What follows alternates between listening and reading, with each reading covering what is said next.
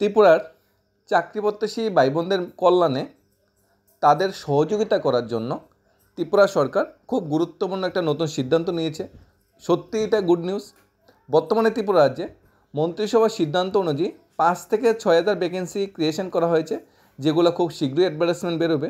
কিন্তু টিপিসির মতো অর্গানাইজেশন একার পক্ষে সম্ভব নয় এতগুলা প্রসেস একসাথে কমপ্লিট করার জন্য, এতগুলা প্রসেসে রিক্রুটমেন্টটা খুব শীঘ্র কমপ্লিট করার জন্য। হয়তো রিক্রুটমেন্ট প্রসেসগুলি 2 বছর 3 বছর 4 বছর ধাক্কা লাগতে পারে। তাই সরকার সিদ্ধান্ত নিয়েছে আরেকটা অটোনমি বডি তৈরি করা হবে।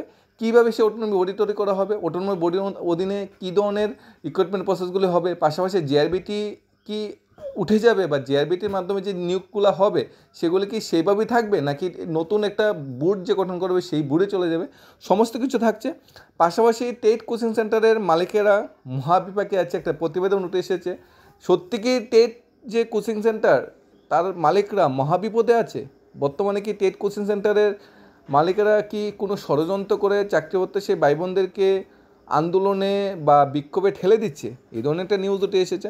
পাশাপাশি আরেকটা নিউজ যেটা উঠে এসেছে, সরকারি চাকরিতে আউটসোর্সিং, এই আউটসোর্সিংয়ের মাধ্যমে কর্মচারীরা বর্তমানে কী অবস্থায় আছে, তারা কি প্রতি মাসে ঠিকঠাক বেতন পাচ্ছে, এই যে কষ্টের সময়টা কাটাচ্ছে আউটসোর্সিং কর্মচারীরা, সেই বিষয়ে তাদের বক্তব্য কী সেটা আমরা জানার চেষ্টা করব। প্রথম ভাগে গঠন করা হবে টিপিসির মতো আলাদা একটা অটোনোমাস বডি। মাঝখানে কিছুদিন থমকে থাকলেও গত কয়েক মাস যাবৎ রাজ্যে বিভিন্ন দপ্তরে অব্যাহত রয়েছে চাকরি অফার প্রদান। প্রাথমিক অবস্থায় এবছরের শুরুতে জিআরবিটি গ্রুপ ডি দেওয়া হয়, টিচার দেওয়া হয়, ইঞ্জিনিয়ার দেওয়া হয়, টিপিসি মিসেলেনিয়াস পোস্টে দেওয়া হয়, অর্থদপ্তর চাকরি দেওয়া হয়, পুলিশ কনস্টেবল চাকরি দেওয়া হয়। পাশাপাশি কিছুদিনের ভিত্তিতে এমপিডাব্লিউডি চাকরি দেওয়া হবে, ত্রিপুরা স্টেট কোঅপারেটিভ ব্যাংকে চাকরি দেওয়া হয়েছে। মানে ত্রিপুরা সরকারি চাকরি প্রসেসগুলি যেগুলি বহুদিন ধরে আটকে ছিল, সরকারের ইচ্ছা বা সরকারের সহযোগিতা খুব আস্তে আস্তে বা খুব সম্পূর্ণভাবে এবং স্বচ্ছ পদ্ধতিতে কমপ্লিট হয়েছে। ইতিমধ্যে দপ্তরে বিভিন্ন পদে মানে কৃষি দপ্তরে 815 জনকে চাকরি দেওয়া হয়েছে, নতুন 792টা পদ খালি করা হয়েছে। এই বক্তব্যটা বর্তমান কৃষিমন্ত্রী মহাকরণ অফিস কক্ষে এই বক্তব্যটা উনি তুলে ধরেন, এবং পাশাপাশি যে শূন্যপদগুলো আছে উনি তুলে ধরেন 136টা এগ্রি অফিসার, 41টা জুনিয়র ইঞ্জিনিয়ার, 432টা এগ্রি অ্যাসিস্ট্যান্ট, 149টা লয়ার ডিভিশন ক্লার্ক, 25 জন গ্রুপ ডি নিয়োগ করা হবে। শুধু তাই নয়, মহাকরণ সত্যকরণ বর্তমানে টিপিএসসি বিভিন্ন দপ্তর পক্ষ থেকে লোক নিয়োগ করার জন্য টিপিএসসির কাছে তো লিস্ট যায় কতজন লোক নিয়োগ করতে হবে। যে আর্জিটা জানানো হয়েছে টিপিএসসিকে, যে টিপিএসসির কাছে 5 থেকে 6 হাজার পদ শূন্যপদ পাঠানো হয়েছে এই রিক্রুটমেন্ট প্রসেসগুলো কমপ্লিট করার জন্য। তবে সূত্র আরও জানিয়েছে এই মুহূর্তে টিপিএসসির মাধ্যমে নিয়োগ করা হয় এমন আবেদন যে টিপিএসসির কাছে আসতে, তাতে টিপিএসসি একার পক্ষে এই 5-6 হাজার লোক নিয়োগ করা সম্ভব নয়। তাই তাদের উপর একটা চাপ সৃষ্টি হচ্ছে, অতিরিক্ত চাপ, যার জন্য টিপিএসসি বেকায়দায় পড়ে আছে, নিয়োগ প্রক্রিয়াগুলি সঠিক সময় কমপ্লিট করতে পারছে না। তাই টিপিএসসির মতো আলাদা একটা অটোনমি বডি গঠন করার চিন্তা ভাবনা চলছে সরকারের। আলাদা অটোনমি বডি কবে লোক নিয়োগ করা হলে মানে আলাদা অটোনমি বডির আন্ডারে যদি লোক নিয়োগ করা হয়, তাহলে টিপিএসসির উপর যে চাপটা, সে চাপটা অনেকটা মানে কমে যাবে এবং লোক নিয়োগ প্রক্রিয়ার কাজগুলো খুব তাড়াতাড়ি কমপ্লিট হবে। 3 বছর 4 বছর লেগে থাকবে না একটা লোক নিয়োগ প্রক্রিয়া। আমরা দেখেছি GRBT, police constable, fire service, jail police মতো চাকরিগুলি, টেটের মতো চাকরিগুলি অনেক বছর ঝুলে থাকে বা আটকে থাকে। তবে নতুন একটা অটোনোমাস বডি হলে সেই নিয়োগ প্রক্রিয়াগুলি দ্রুত কমপ্লিট করা যাবে। বেকারদের কর্মসংস্থানের লক্ষ্যে শুধুমাত্র রাজ্য সরকার সরকারি চাকরিতেই সে সীমাবদ্ধ থাকতে তা নয়, আরও কর্মসংস্থানের ব্যবস্থা কিন্তু পাশাপাশি করছে। মোট 5 থেকে 6 হাজার ভ্যাকেন্সির জন্য টিপিসির কাছে গিয়েছে। টিপিসি একার পক্ষে সম্ভব না, তাই নতুন একটা অটোনোমাস বডি তৈরি করা হচ্ছে। পাশাপাশি জিআরবিটিও কিন্তু একটা বোর্ড আলাদা আছে, সেখানেও কিন্তু 3 থেকে 4 হাজার ভ্যাকেন্সি কিন্তু অলরেডি চলে গিয়েছে, সেখানেও কিন্তু একটা নিয়োগ হবে। মানে পাশাপাশি আমরা চিন্তা ভাবনা যেটা দেখছি সরকারের পাইপলাইনে মিনিমাম 10 থেকে 20 হাজার চাকরি আসছে, যেগুলি কবে শেষ হবে সেটা বলা যাচ্ছে না, কিন্তু চাকরির পাইপলাইনে বর্তমানে একদম খালি। এই পাইপলাইনগুলি যাতে ভরা যায়, যাতে নতুন চাকরি প্রসেস আনা যায়, তার চিন্তা ভাবনা সরকারের চলছে। একটি টেট কোচিং সেন্টার যে আছে আমাদের, এই কোচিং সেন্টারের মালিকরা মহাবিপাকে আছে, এই ধরনের নিউজ একটা প্রতিবেদন উঠে এসেছে। কী উঠে এসেছে সেটা আমরা জানার চেষ্টা করি। ব্যবসার বিরাট ক্ষতি হয়েছে। টেট পরীক্ষার্থীর কাছ থেকে মোটা অঙ্কের টাকা নিয়ে এখন মহাবিভাগে পড়েছে কোচিং সেন্টারের মালিকেরা। তাদের মধ্যে বেশ কয়েকজন শিক্ষাভবনে ছুটে এলেন টেট পরীক্ষার্থীর হয়ে কথা বলতে। যদিও তারা নিজেদের পরীক্ষার্থী হিসেবে পরিচয় দিতে চাইলেও তাদের কথাবার্তার জড়তাই প্রমাণ করেছে তারা পরীক্ষার্থী নয়। অনেক আগেই একটা প্রতিবেদন উল্লেখ করা হয়েছিল, টেট পরীক্ষার্থীদের উস্কে দিচ্ছে কোচিং সেন্টারের মালিকেরা, কারণ তারা মহা সমস্যা। কোচিং সেন্টার যে নোট দিয়েছে সেই নোট থেকে পড়াশোনা করে কমান পড়েনি, তাই সবাইকে ঠেলে দিচ্ছে বিক্ষোভে আন্দোলনে, যে 20টা 30টা 40টা কোশ্চেন ভুল হয়েছে যাতে স্টার মার্ক দেওয়া হয়। টেন্টেটিভ অ্যান্সার কি যে দিয়েছে সেই অ্যান্সার কির সাথে কোচিং সেন্টার যে অ্যান্সার কি প্রোভাইড করেছে সেইগুলিরও কোনো মিল থাকছে না। যে সাজেশন দেওয়া হয়েছে সেই সাজেশনতেও কিছু কমন পড়লো না। তাই টেট পরীক্ষার্থীরা যখন কোচিং সেন্টারের উপর চাপ দিচ্ছে, হাজার হাজার টাকা নিয়ে পরীক্ষা আসলে সাফল্য পাবে না, তো কোচিং সেন্টার মালিকেরা তখন কথা দিয়েছিল কোচিং সেন্টারে পড়াশোনা করলে তার থেকেই কমন পড়বে, তার জন্য মোটা অঙ্কের টাকাও নিয়েছে সেন্টারগুলি। তারা এখন ছাত্রছাত্রীরা উস্কে দিচ্ছে।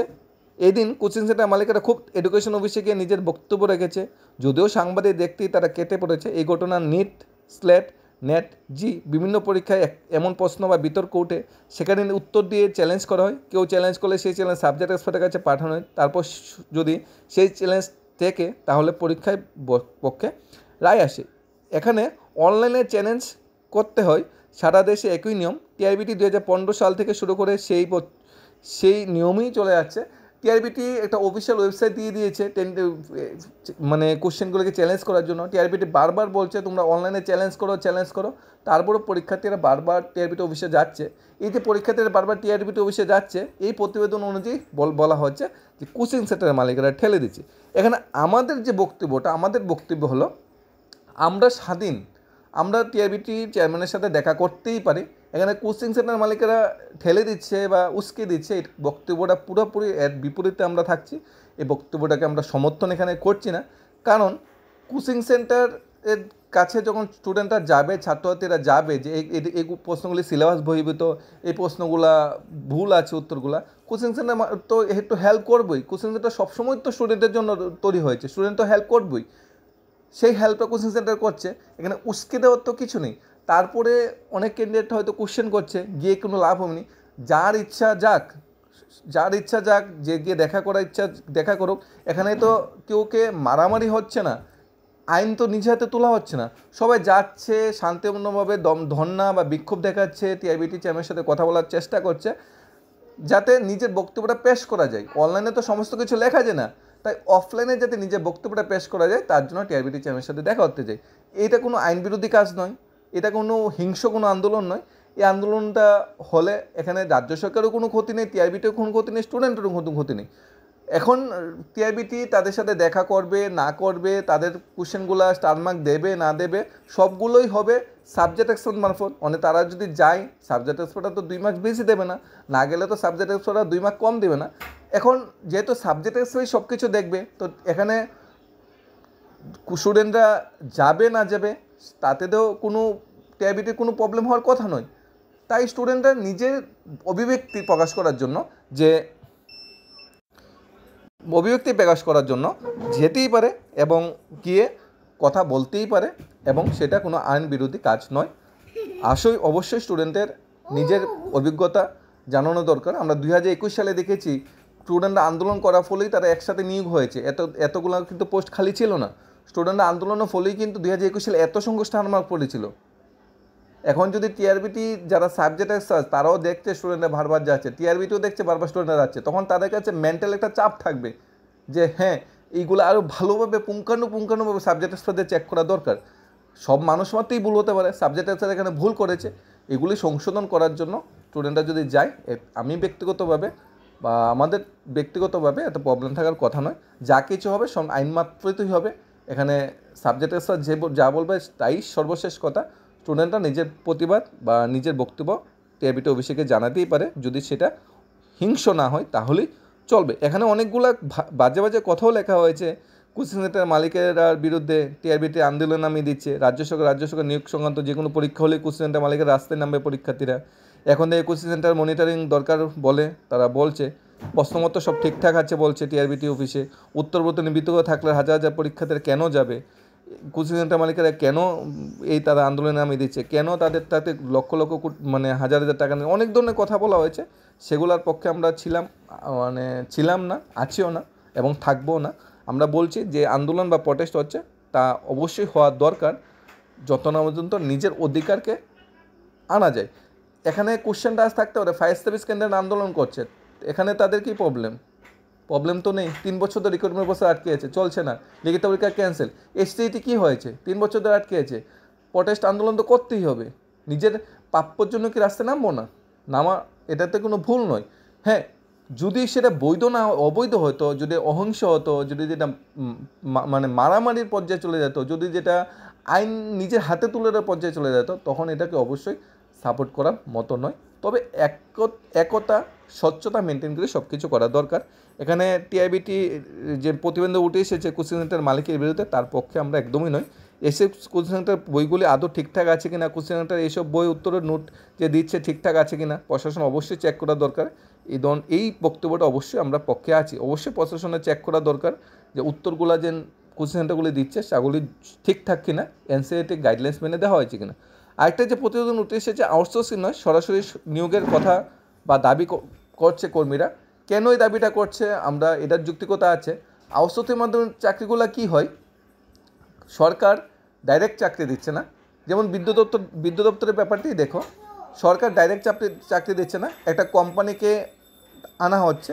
কোম্পানির বিদ্যুৎ দপ্তরে 6,700 জন লোক নিয়োগ করেছে। এখন কোম্পানি বিদ্যুৎ দপ্তরতে টাকা পাবে, তারপর কোম্পানি সেই টাকা দিয়ে কর্মচারীদের স্যালারি দেবে। বিদ্যুৎ দপ্তরে কাজ করছে, কিন্তু তারা কিন্তু বিদ্যুৎ দপ্তরের কর্মচারী নয়।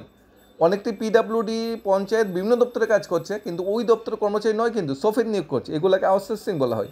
এতে কি হয়, আমার যে দপ্তরে কাজ করছি, আমার সহপাঠী যারা দপ্তরের কর্মী, তারা ডিএ, হাউজেন, অন্যান্য সমস্ত সুবিধা পাবে, কিন্তু আমি পাবো না। আমি আউটসোর্সিং কর্মচারী, স্বল্প বেতন আমার 8 থেকে 10,000 টাকা। এরপরও সবচেয়ে দুঃখজনক কথা কি, 3 মাস, 4 মাস, 5 মাস, 6 মাস পরে একবার বেতন পেতে হয়, ঠিকঠাকভাবে বেতন দেওয়া হয় না।